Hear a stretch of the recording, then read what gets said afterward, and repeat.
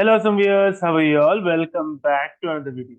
Guys, in this video, we are going to discuss how can we fix this error, cannot find package TS node imported from this particular path.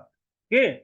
For that, guys, we have to navigate to wdio.conf.js and make sure that it should not be wdio.conf.ts and the file is ts because what we have created in this framework is wdio.conf.js JavaScript file, not a TypeScript file. Okay, just change that to JS file.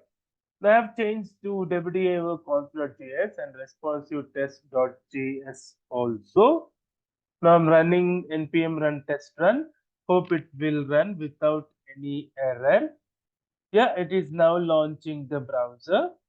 The Chrome driver, it is not giving any error of TS node and it will start the Chrome driver automatically.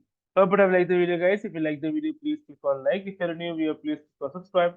Till then, guys, take care. Have a great day. Bye bye.